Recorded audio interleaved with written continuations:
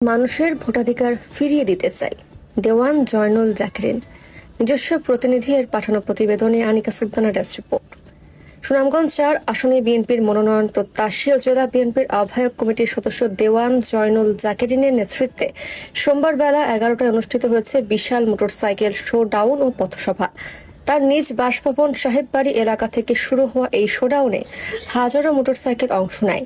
শোডাউনটি মধ্যবাজার হয়ে শহরের বিভিন্ন সড়ক প্রদক্ষিণ শেষে দিরাই রাস্তা মদনপুর পয়েন্টে গিয়ে পথসভায় মিলিত হয়।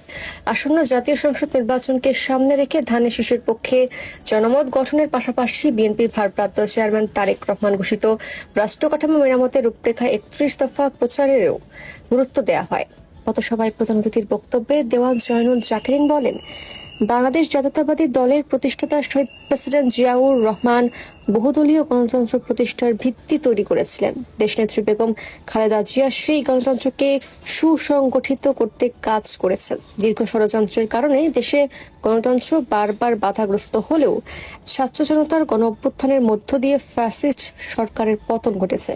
এখন দেশের মানুষের ভোটাধিকার ও মৌলিক অধিকার পুনঃপ্রতিষ্ঠার সুযোগ এসেছে। তিনি আরো বলেন, আগামী জাতীয় সংসদ নির্বাচন এক ধরনের আন্দোলন। এই নির্বাচনের মাধ্যমে আমরা মানুষের ভোটাধিকার ফিরিয়ে দিতে চাই। মানুষের মর্যাদা, সম্মান ও অধিকার রক্ষার জন্য প্রয়োজন বিএনপি নেতৃত্বে জাতীয় ঐক্য।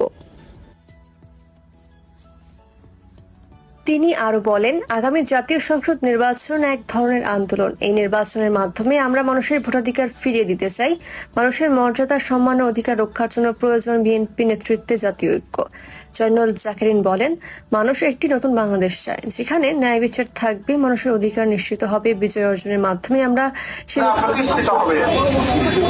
এই উদ্দেশ্যেই আজকে বিএনপি নেতৃত্বে আমরা নির্বাচন, যদিও এই নির্বাচন কিন্তু এটা নির্বাচনী এক আন্দোলনের